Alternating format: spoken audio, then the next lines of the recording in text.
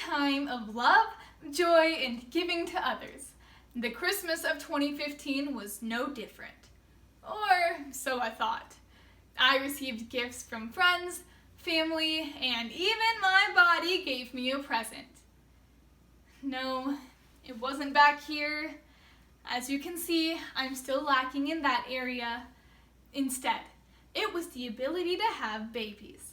I was just sitting on my couch, indulging my secret HGTV obsession, like any normal human being, and watching the sexy Property Brothers, when suddenly I felt something down there. That was the day I became a woman. I'm talking about menstruation, the process of my uterus shedding its inner layer like a snake each month. So today, we will first release the science behind menstruation. Then, we will travel down to discuss the issue of accessibility to menstrual products before finally absorbing how various cultures view this natural cycle. Before we jump into the flow of things, I would like to take a moment to mention that not all those who menstruate are women, and that not all women menstruate. Many transgender men and non-binary individuals receive their periods, while transgender women do not. Getting my period was rough. To be completely honest, I didn't know what to expect. I mean, sure, I had watched the videos in health class and was given the talk. Yet it was so much worse than I expected. Am I right, ladies? According to articles from Medicine.net, menstruation is the process of a person's ovaries releasing an ovum, or an egg, which travels down the fallopian tubes. Here, the egg is fertilized and penetrated by a sperm, where it develops into a fetus. If the egg is unfertilized, it proceeds to enter the uterus. Here, the lining of the uterus, or the endometrium, was thickening in preparation for the egg. Since the egg is unfertilized, it proceeds to exit the body, along with the excess endometrium, in the form of period blood. This process is known as menstruation. In all honesty, I don't really know why it's called menstruation. I mean, it mostly happens to women anyways, right? So, I propose that we call it womenstruation, as explained by a Women's Health article last updated in March of 2018. Womenstruation tends to begin when a child is 12 years old and stops when a person has reached age 52.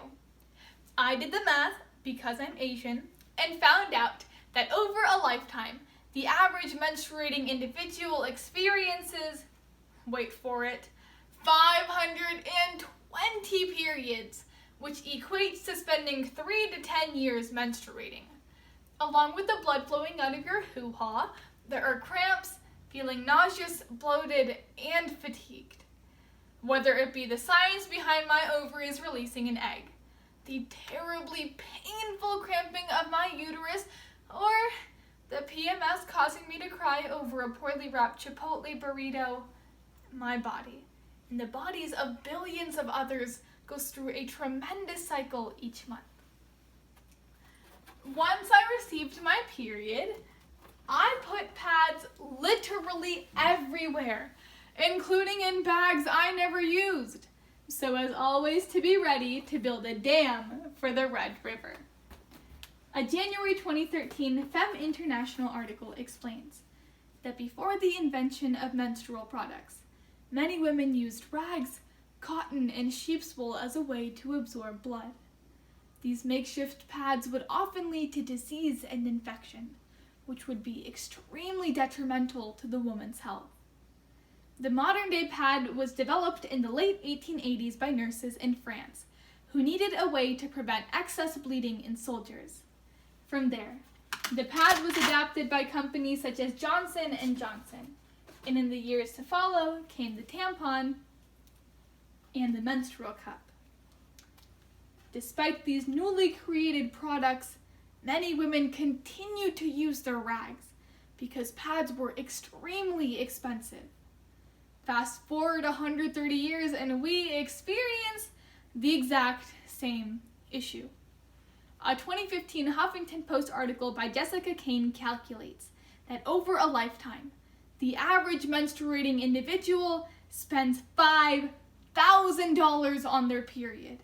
This includes items such as tampons, liners, heating pad, and pain reliever. When we incorporate the tampon tax, which is a tax placed on all menstrual items, the $5,000 quickly turns into a $5,350 period price tag. The absurdity lies in the fact that just like food, menstrual products are an absolute necessity to anybody bleeding.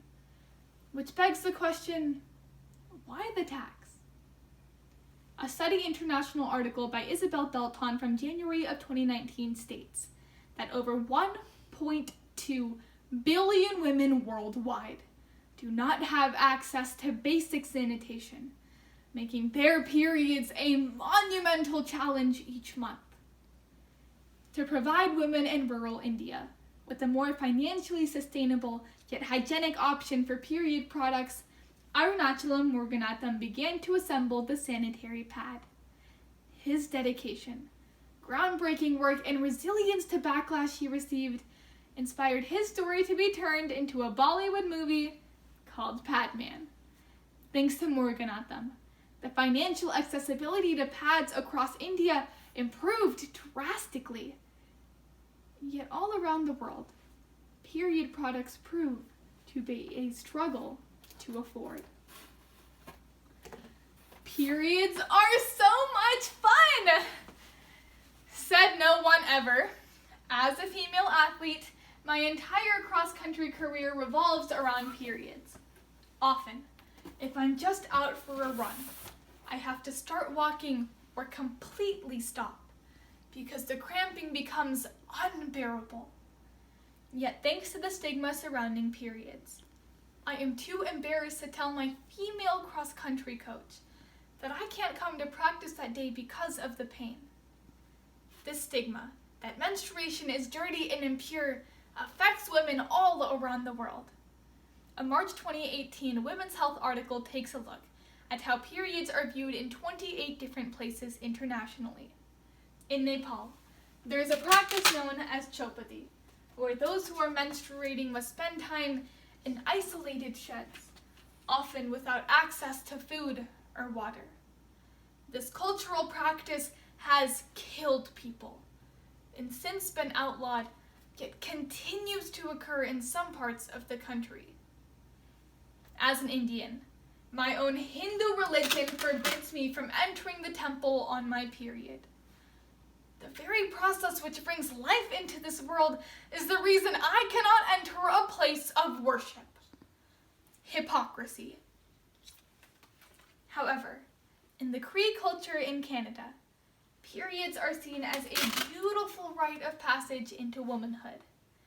When a Cree child first receives their period, they go on a solid food fast for 4 days. Their grandmother brings them soup and water, as they spend time bonding with the women in their family. After the fast, there is a grand feast in celebration. Internationally, periods are viewed in a variety of different lenses, where they are considered to be both taboo and sacred. So today, we cycled through the science, accessibility, and culture behind menstruation. All in all, periods bring menstruating individuals together. For those of you that don't menstruate, remember to support those who do, because we're all here thanks to periods. It's simple. Every individual should share their period story. I'll start. Hi, my name is Anusha Deshpande, and I menstruate. I am a 16-year-old female athlete whose running career is dictated by her period. My period is painful, and no shame, but I've bled through my pants plenty of times. I form lifelong friendships with others through talking about my period. This is my period story. Period.